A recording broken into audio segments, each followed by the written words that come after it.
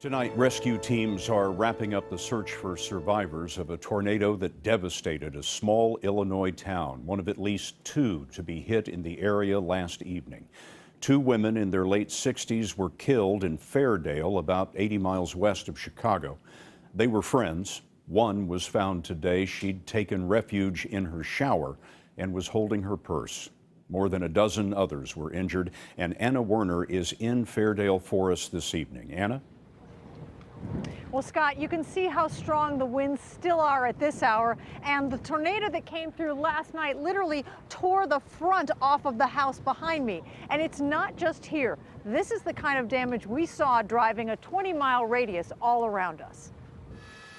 The tornado's path of destruction was clear. Homes flattened, woods splintered and piled like matchsticks as far as the eye could see in the tiny farming town of Fairdale. This tractor-trailer caught on the road was toppled like a toy.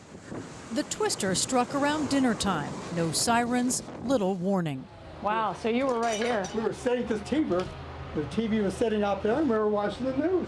Earl Hagemeyer says he and his wife had to run for their lives after looking out a window and seeing the tornado bearing down on their house. So we made a dive for the basement. I got her in the basement and it came through. You ran down the basement, you barely made it down, and then the storm comes, takes the roof off over your head. That was about 3 minutes from having it happen. 3 or 4 minutes. Yeah. It wasn't long. I mean, this is the worst day of my life.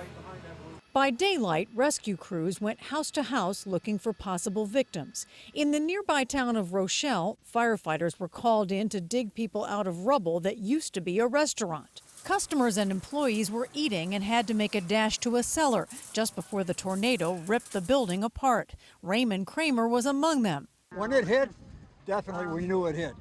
We didn't know how bad.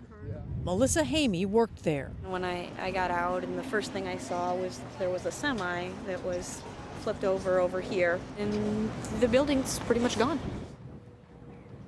Now, authorities have been using cadaver dogs to search for any remaining victims, but at this point, they do believe that everyone is accounted for. But Scott, residents have still not been able to get into town to see what's left of their homes, and they won't before tomorrow.